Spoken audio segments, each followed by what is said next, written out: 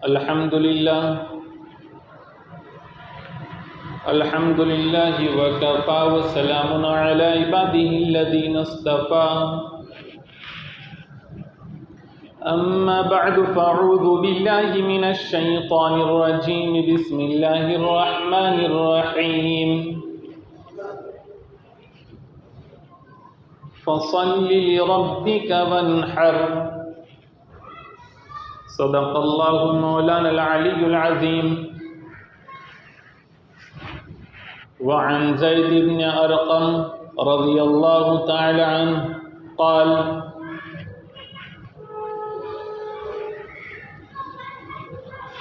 قال اصحاب رسول اللہ صلی اللہ علیہ وسلم ما هذه الاضاحی قال رسول اللہ صلی اللہ علیہ وسلم سنت ابیکم ابراہیم قالوا فما لنا فيها یا رسول اللہ قال بكل شعرة حسنة او كما قال عليه الصلاة والسلام وصدق رسوله النبي الأمي الكريم نحن على ذلك لمن الشاهدين والشاكرين والحمد لله رب العالمين۔ محترم بزرگوں اور دوستو، اس وقت میں بڑے ہی بابرکت اور اجر و ثواب حاصل کرنے والے ایام چل رہے ہیں۔ ماہ ذو الحجہ کے تقریباً 5 دن ہو چکے، آج 5 تاریخ ہے۔ یہ پورے کے پورے 10 دن ذو الحجہ کے یہ بڑی ہی فضیلت والے ہیں۔ جس طرح سے ماہ رمضان المبارک کے آخری جو 10 دن ہوتے ہیں اس میں جو شوق اور جذبہ ہے مسلمانوں میں ہوتا ہے، وہی شوق اور جذبہ ان 10 دنوں میں بھی ہونے چاہیے۔ وہاں آخری 10 دنوں کی جو فضیلت تھی راتوں کے اعتبار سے تھی، اور یہاں جو 10 دنوں کی فضیلت ہے وہ دنوں کے اعتبار سے ہے۔ 3 دن کے بعد جب چوتھا دن ہوگا وہ یوم عرفہ ہوگا، یعنی 9 ذی الحجہ کا دن ہوگا۔ اس کی بڑی فضیلت آئی ہے۔ حدیث پاک میں فرمایا گیا کہ اللہ تعالیٰ کے نزدیک لوگوں کو جہنم سے آزاد کرنے میں اس سے بڑا کوئی دن نہیں ہے، اور اس دن روزہ رکھنے کے بارے میں فرمایا کہ یوم عرفہ کو جس نے روزہ رکھا اس کے پچھلے 1 سال اور آنے والے 1 سال کے گناہوں کا وہ کفارہ ہوگا۔ بعض روایتوں سے معلوم ہوتا ہے کہ اس 1 دن کے روزے کا ثواب 2 سال کے روزوں کے برابر ہے۔ لوگوں میں غلط فہمی یہ بھی چل پڑی ہے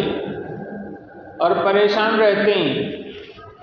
کہ یوم عرفہ سے کون سا دن مراد ہے۔ سعودیہ عربیہ میں جو 9 ذی الحجہ کا دن ہوتا ہے وہ یوم عرفہ ہے اور اس حساب سے روزہ رکھنا ہے، یا ہمارے اپنے علاقے میں تاریخ 1 دن آگے چلتی ہے تو یہاں کے اعتبار سے 9 ذی الحجہ یوم عرفہ ہے اور اس کا روزہ رکھنا ہے؟ کون سی بات صحیح ہے؟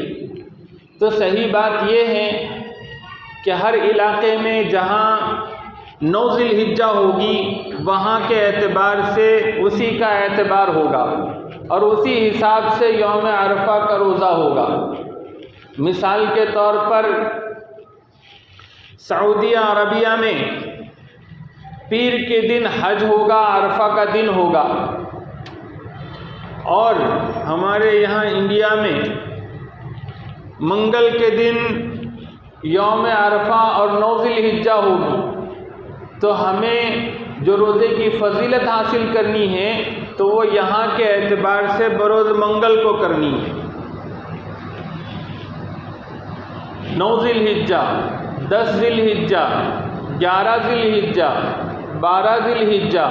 13 ذی الحجہ، یہ جو 5 دن ہیں، ان 5 دنوں میں ہر فرض نماز کے بعد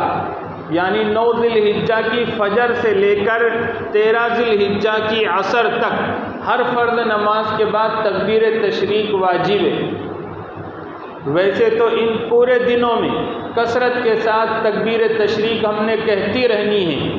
اللہ اکبر اللہ اکبر، لا الہ الا اللہ واللہ اکبر، اللہ اکبر وللہ الحمد۔ ملاقاتیں کرو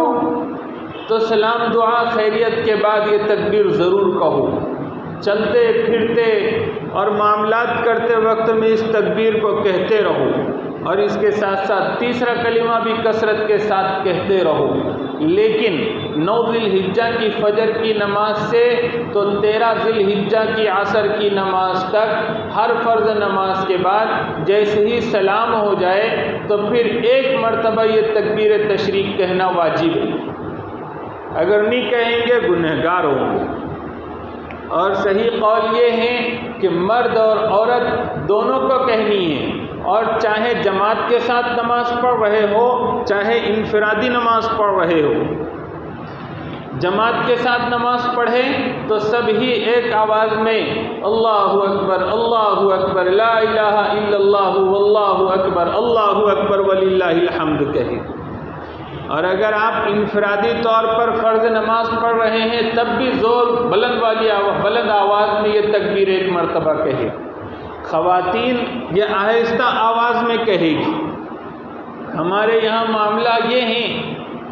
کہ جہاں ہمیں شریعت کا حکم ہوتا ہے کہ یہ کام آہستہ کرو تو وہ کام زور سے کرتے ہیں، اور جہاں حکم ہوتا ہے کہ یہ کام زور سے کرو تو اس کو آہستہ کرتے ہیں۔ جمعہ کا خطبہ ہوتا ہے، اس میں جیسے ہی وہ آیت کریمہ آتی ہے ان اللہ و ملائکتہ یصلون علی النبی یا ایھا الذین آمنوا صلوا علیہ وسلموا تسلیما، تو اس وقت میں درود پاک کی آواز سے مسجد گونج جاتی ہے، جبکہ حکم یہ ہے کہ دل ہی دل میں اس وقت میں کہہ لے۔ فرض نماز ہوتی ہے تو ائمہ حضرات کو حکم ہے کہ عام طور پر آہستہ دعا ہونی چاہیے، لیکن اس وقت میں زور زور سے دعا ہوتی ہے، یہاں تک کہ پیچھے جن لوگوں کی رکعتیں گئی ہوتی ہے ان کی نمازوں میں خلل ہوتا ہے۔ اور جب یہ تکبیر تشریق کا موقع آتا ہے اور اس وقت میں بلند آواز سے کہنے کا حکم ہے تو اس وقت میں پھر سب کو شرم محسوس ہوتی ہے۔ بڑی مشکل پہ امام کی آواز نکلے تو پھر پیچھے والوں کی آواز نکلے، اور اگر امام کی آواز تھوڑی کم ہو جائے تو ایسا لگتا ہے کہ پیچھے کسی نے کچھ پڑھائی۔ اور انفرادی طور پر اگر فرض نماز پڑھی جا رہی ہو اس وقت میں تو خدا ہی حافظ ہے کہ اس وقت میں ذرا بھی خیال نہیں آتا کہ پڑھنا چاہیے، اور خیال آیا بھی تو سوچتے ہیں کہ آزو بازو سے لوگ جا رہے ہیں تو کیا کہیں گے۔ تو جس وقت میں زور سے کہنے کو روکا گیا ہے اس وقت تو بہت زور سے کہیں گے، اور جس وقت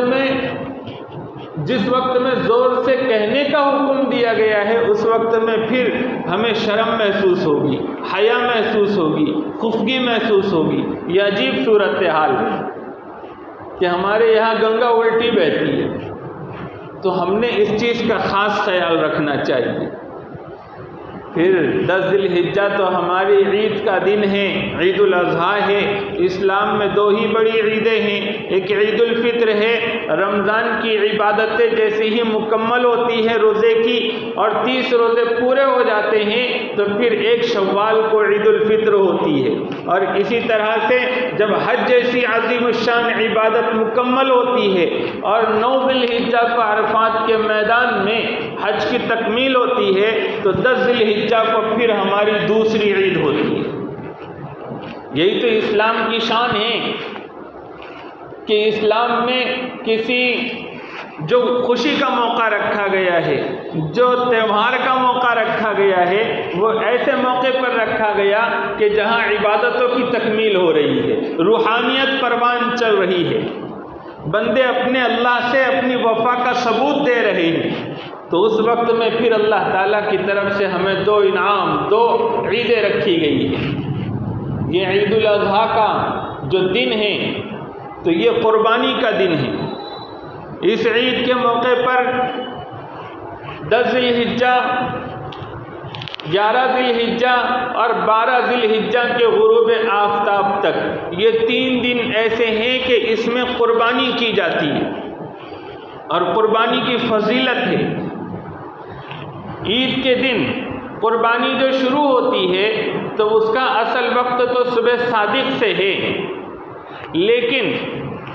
شہروں میں اور بڑے گاؤں میں جمعہ اور عید ہوتی ہے تو وہاں پر عید کی نماز جیسی ہی ہو جائے کسی ایک مقام پر تو پھر پورے علاقے میں اب قربانی کی جائے گی۔ اگر عید کی نماز ہونے سے پہلے کسی نے قربانی کر دی تو وہ قربانی معتبر نہیں ہوگی اور اس کو دہرانا پڑے گا۔ اور اگر کوئی گاؤں ایسا ہے کہ جہاں جمعہ نہیں ہوتا تو وہاں عید کی نماز بھی نہیں ہوتی، اب ایسے گاؤں میں کسی جانور کی قربانی ہو رہی ہو تو وہ صبح صادق کے بعد وہ قربانی کر سکتے ہیں، چاہے شہروں میں عید کی نماز ہوئی ہو کہ نہ ہوئی ہو۔ اور یہ اللہ رب العزت کے طرف سے فریضہ مسلمانوں پر جو قربانی کا رکھا گیا ہے، جو عظیم الشان عبادت ہے، اور مسلمان ہر سال لاکھوں اور کروڑوں کی تعداد میں اللہ رب العزت کے حضور یہ عبادت انجام دیتے ہیں، اچھے سے اچھا جانور خریدتے ہیں اور پھر اس جانور کو اللہ کے سامنے نذرانے کے طور پر، شکرانے کے طور پر، اپنے جان کے فدیے کے طور پر اللہ کے حضور اس کی قربانی پیش کرتے ہیں اور ایک سما پورے عالم میں بندھ جاتا ہے۔ دین اسلام میں صحابہ کے دور سے لے کر آج تک ہر زمانے میں یہ قربانی پورے ذوق شوق کے ساتھ اور پورے ایک ماحول بنا کر یہ مسلمان کرتے آئے ہیں اور قیامت تک یہ قربانی ہوتی رہے گی۔ اور کیوں نہ ہو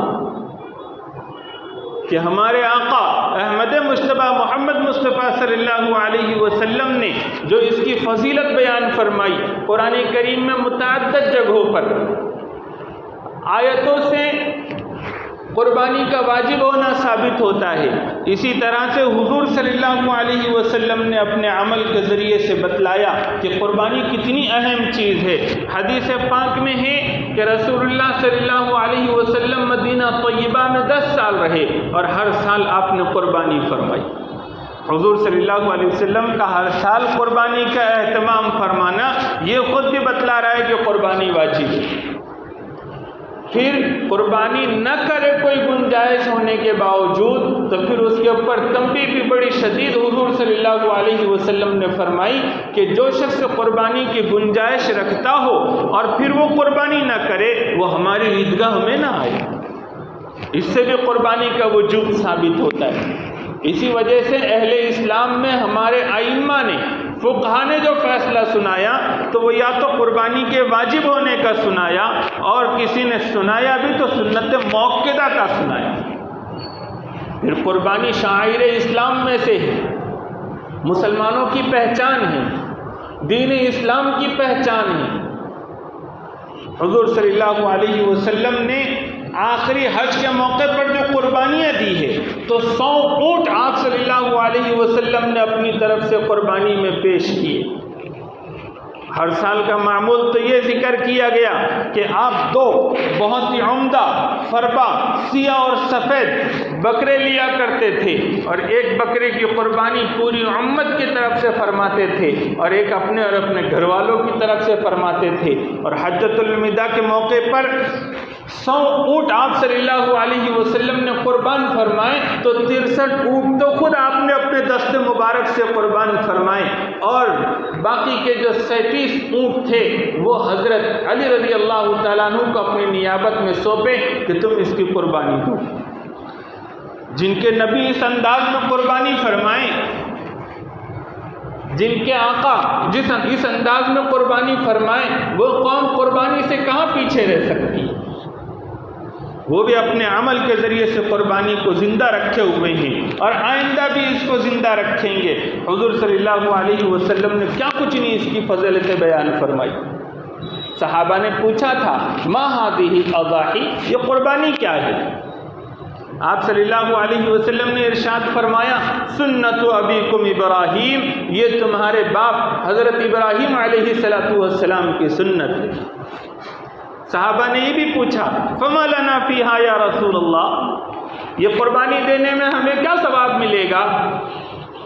آپ صلی اللہ علیہ وسلم نے فرمایا بکل شعرۃ حسنہ، کہ ہر بال کے بدلے میں ایک نیکی ملے۔ اندازہ کرو، ایک جانور ہے، اس کے جسم پر جو بال ہے کیا گنے جا سکتے ہیں؟ اور پھر ایک جانور میں جتنے بال اتنے اللہ رب العزت کے پاس اس کے لیے نیکیاں لکھی جائے۔ صوف کے بارے میں پوچھا گیا، اون کے بارے میں پوچھا گیا کہ اون کے سلسلے میں کیا حکم ہے، تو آپ نے فرمایا کہ اون کا بھی یہی حال ہے کہ جو جانوروں کے بدن پر بال اون کی شکل میں ہوتے ہیں تو ان کا کیا حکم ہے، وہ تو بہت زیادہ ہوتے ہیں، تو آپ نے فرمایا کہ اس کا بھی یہی حکم ہے کہ ہر بال کے بدلے میں ثواب۔ فرمایا کہ قربانی خوش دلی سے دیا کرو، بوجھ سمجھ کر اور پیسے بچانے کی کوشش کرتے ہوئے قربانی نہیں انجام دینی چاہیے، پوری خوش دلی کے ساتھ ہونا چاہیے۔ حدیث میں حضور صلی اللہ علیہ وسلم نے فرمایا کہ قربانی کے دن میں اللہ تعالیٰ کے نزدیک قربانی سے بڑھ کر کوئی بھی عمل، نیک عمل اللہ کے پاس کوئی پسندیدہ عمل نہیں۔ اور فرمایا کہ یہ قربانی کا جانور کل قیامت کے دن اپنے بالوں، اپنے کھروں اور اپنے گوشت اپنے یہ جانور اپنے بالوں اور کھروں کے ساتھ اللہ رب العزت کے حضور میں پیش ہوگا۔ مطلب یہ کہ اجر و ثواب اس کے ذریعے سے بڑھایا جائے گا۔ جیسے بعض روایتوں میں ہے کہ نام اعمال میں، میزان عمل میں یہ چیزیں بھی رکھی جائے گی۔ تو حضور نے پھر تلقین فرمائی کہ تم خوش دلی کے ساتھ قربانی کیا کرو۔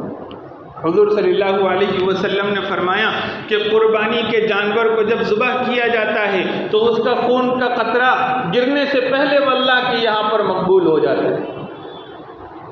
حضرت فاطمہ رضی اللہ تعالیٰ عنہ سے حضور صلی اللہ علیہ وسلم نے فرمایا کہ اے فاطمہ، جب تمہاری قربانی ہو تو تم بھی وہاں پر موجود رہو، کیونکہ جس وقت میں اس جانور کی قربانی ہوگی اس کا خون کا قطرہ گرنے سے پہلے انسان کی مغفرت ہو جاتی ہے۔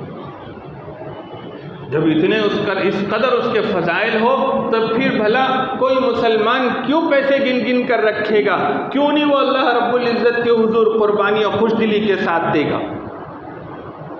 یہ وہ موقع ہے کہ جو موقع اللہ تبارک و تعالیٰ کے سامنے سنت ابراہیمی ادا کرنے کا ہے۔ یہ قربانی شاعر اسلام میں سے ہیں۔ حضرت ابراہیم علیہ السلام کی قربانی کی یادگار ہے۔ اس میں جو جذبہ ہے، اس میں جو ایمان والوں کے اندر جو جذبہ پیدا کیا جاتا ہے، ان کے اندر جو ان کی کون سی ملت ہے، اس کے اظہار کا اللہ رب العزت نے یہ موقع رکھا ہے، کیونکہ ہم حضور صلی اللہ علیہ وسلم کی امت ہے اور حضرت ابراہیم علیہ السلام کی ملت ہے۔ ہم میں جو توحیدی جذبہ کار فرما ہے، ہم جو ملت سے تعلق رکھتے ہیں وہ ملت توحید ہے، وہ ملت حنیف ہے، وہ ملت ابراہیمی ہے۔ حضرت ابراہیم علیہ السلام کی وہ قربانی یاد کرے۔ قربانی کے موقع پر جہاں پر قربانی ہم ادا کرتے ہیں تو یہ کوئی ایک رسم نہیں ہے کہ صاحب جانور خریدے جائیں اور جانوروں کو اچھے سے اچھا خرید کر پھر قربان کر دیا جائے اور پھر سمجھا جائے کہ ہماری اپنی ذمہ داری پوری ہو گئی۔ نانا، قربانی ایک عظیم الشان عبادت ہے اور اس عبادت کے لیے ضروری ہے کہ اس کی ظاہری شکل بھی شریعت کے مطابق ہو اور اس کے اندر جو جذبہ ہو اخلاص کا، للہیت کا، وہ بھی اللہ رب العزت کے پاس جس طرح سے مطلوب ہے اس انداز کا ہو، اور اس کے ذریعے سے جو چاہا جا رہا ہے، اس کے ذریعے سے مومن بندے پر اور مومن بندی پر جو اثر ڈالنے کی کوشش ہو رہی ہے وہ اثر بھی ہم اپنے اندر لیں، تب جا کر یہ قربانی بنے گی، تب جا کر یہ سنت ابراہیمی بنے گی، تب جا کر یہ قربانی وہ اثر دکھائے گی جو اثر اس کا ہونا چاہیے۔ دنیا بھر میں لاکھوں اور کروڑوں کی تعداد میں جانور ذبح ہوں گے، تو کیا صرف یہ جانوروں کا ذبح کر دینا اور پھر اس کے گوشت کو تقسیم کر دینا اور ملی ہمدردی کا ظہور کر دینا کہ یہ مسلمان اپنی عید کے موقع پر جانور ذبح کرتے ہیں، غریبوں میں، رشتہ داروں میں گوشت تقسیم کرتے ہیں اور لوگوں کی ضرورتیں پوری ہوتی ہے؟ دیکھو اسلام کتنا ہمدردی والا مذہب ہے، دیکھو اسلام کتنا غریب پرور مذہب ہے، یہ صرف اس کا حاصل نہیں ہے۔ حضرت ابراہیم علیہ السلام کے جو امتحانات ہوئے اور حضرت ابراہیم علیہ السلام جس جذبے کے ساتھ میں ان امتحانات میں کامیاب اور کامران ہوئے، وہ جذبہ مسلمانوں کے اندر زندہ ہو، اس جذبے کی یاد ہو، تو یہ اصل مقصد ہے قربانی کا، کہ اللہ تعالیٰ نے حضرت ابراہیم علیہ السلام کو ایسے گھر میں پیدا کیا جس گھر کے بس رہنے والے لوگ شرک کرتے ہیں، وہ گھر کے لوگ اپنے گھروں میں بت تراشتے ہیں اور لوگ ان بتوں کی عبادت اور پرستش کرتے ہیں۔ جس سوسائٹی میں اور جس ملک میں بستے ہیں اس ملک میں چپے چپے پر لوگ شرک کر رہے ہیں، لوگ کفر کر رہے ہیں، لوگ اپنے ہی بنائے ہوئے ہاتھوں کی مورتیوں کے سامنے جھکتے ہیں اور انہی سے مرادیں مانگتے ہیں، ان کے سامنے نظریں چڑھاتے ہیں، ان کے سامنے جانوروں کی بلیاں دیتے ہیں اور قربانیاں پیش کرتے ہیں۔ وہ دیکھتے ہیں حضرت ابراہیم علیہ السلام کہ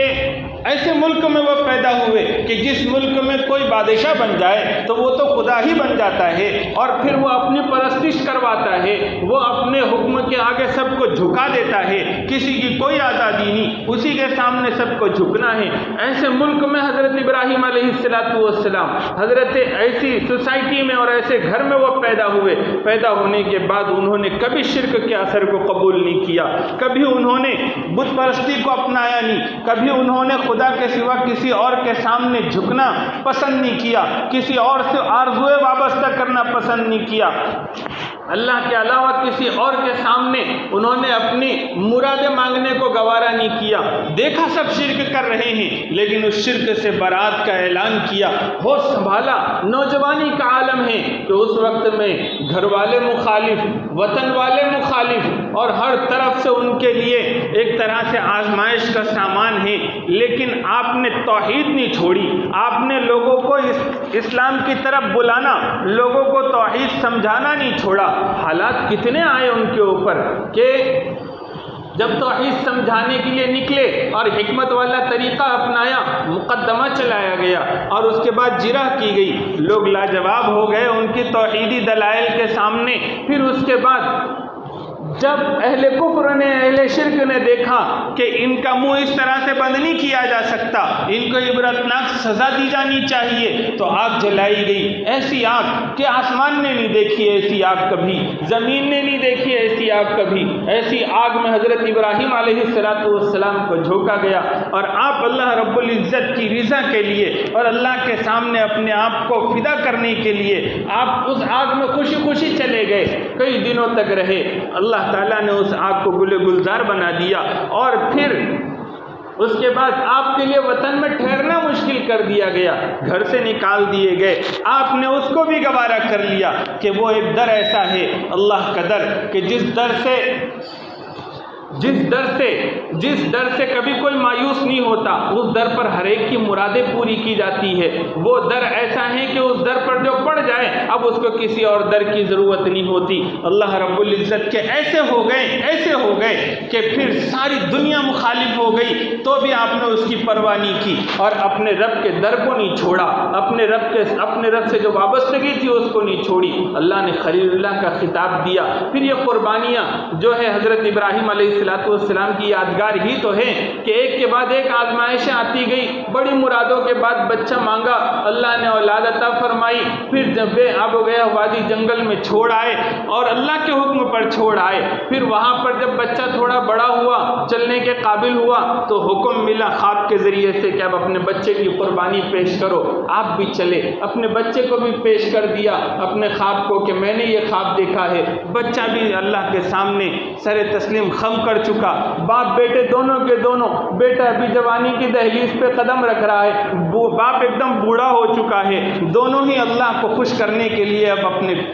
اپنے طرف سے قربانی پیش کر رہے ہیں۔ کیا اللہ رب العزت نے اس گھرانے کو ایسا جذبہ عطا فرمایا تھا اللہ کے سامنے جھکنے کا، وہ جذبہ اصل میں پیش کرنا ہے قربانی میں، اللہ کرے کہ وہ جذبہ ہم پیش کرنے والے بنے۔ یہ کیا بات ہوئی کہ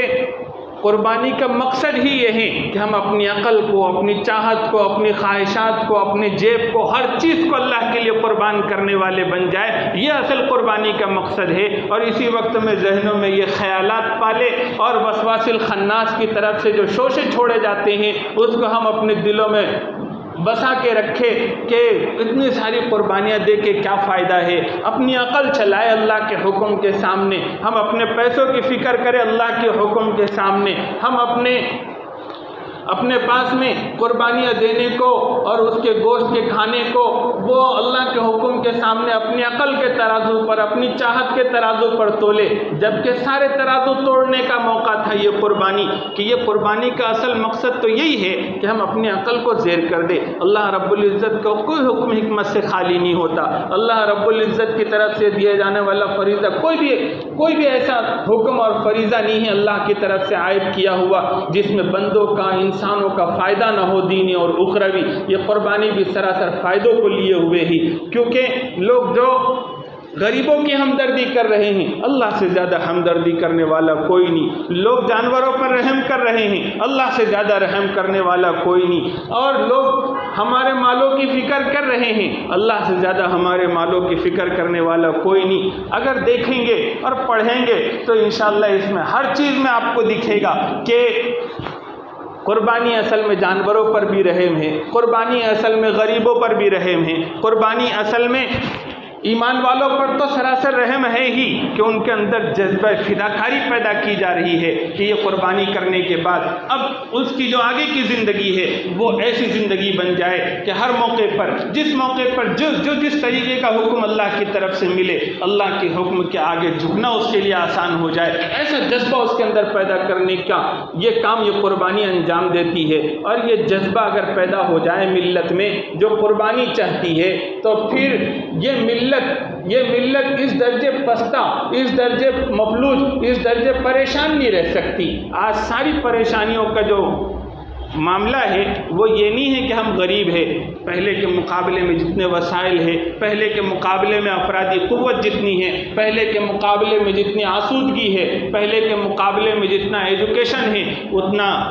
پہلے کے مقابلے میں جتنا آج ہے اتنا پہلے کبھی نہیں تھا، لیکن اس کے باوجود بھی ہم ہر طرف ناکامی کا منہ دیکھ رہے ہیں۔ اس کی وجہ یہ ہے کہ ہمارے اندر یہ جذبہ ابراہیمی نہیں ہے جو جذبہ ہمارے اندر ہونا چاہیے۔ اگر اللہ کے حکم کے آگے جھکنا آ جائے تو پھر ہمارا ایک ہونا آسان، پھر ہمارے لیے ان اسباب اور وسائل کو استعمال کر کے ملت کے لیے کچھ کام کرنا اور اللہ کے دین کے لیے کچھ کام کرنا آسان ہو جائے۔ یہ جذبہ اللہ کرے کہ میرے اور آپ کے اندر پیدا ہو جائے۔ اللہ تعالیٰ مجھے اور آپ کو عمل کرنے کی توفیق عطا فرمائے۔ اذان دے دیجیے۔ وآخر دعوانا الحمدللہ رب العالمین۔